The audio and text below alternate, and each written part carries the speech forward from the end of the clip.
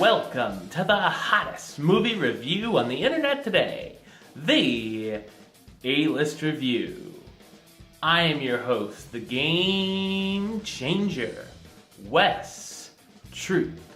And today I'm here with a review of a movie that came out, a couple months ago, back at the end of April. It was in a limited release. So what did that mean? Of course, that means it didn't come around me.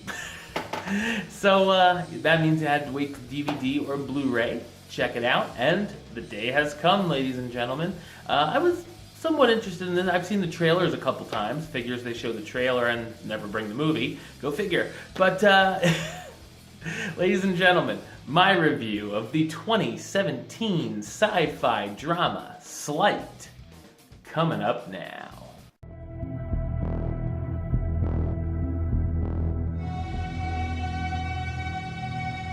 In Los Angeles, a young street magician named Bo is forced to care for his little sister after the death of his mother. While he performs magic tricks by day with the specialty of seemingly being able to control anything that's metal, at night he deals drugs in order to keep a roof over their heads.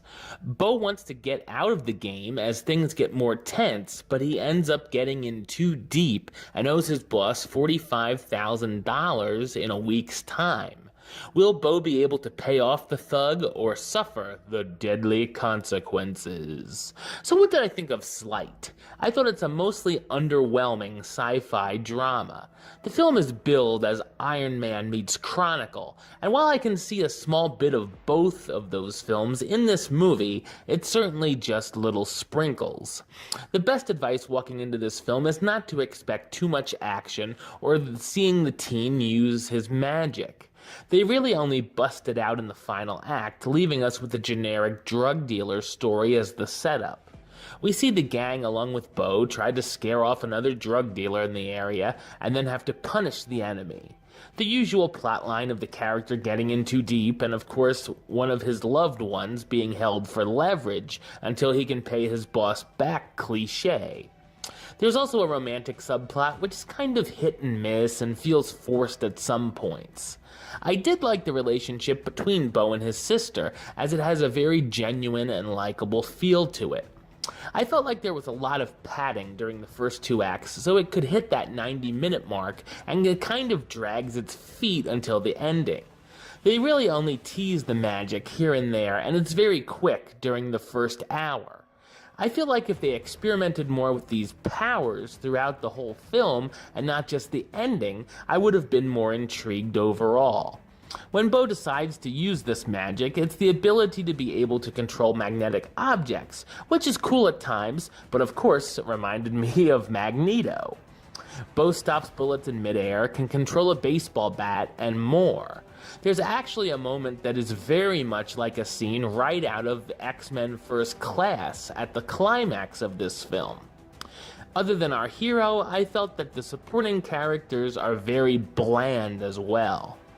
Good performances, though, by the cast, starring Jacob Latimore as Bo, the young man who performs magic and is forced to deal drugs to make a living for him and his sister. Seychelle Gabriel, how you doing, as Holly, the young lady Jacob meets while performing his tricks that becomes his girlfriend. Dule Hill as Angelo, the supplier who wants the money Bo owes him and threatens his family and friends if he doesn't get it. Storm Reed as Tina, Bo's little sister, and Sashir Zameda as Georgie, Bo's caring neighbor.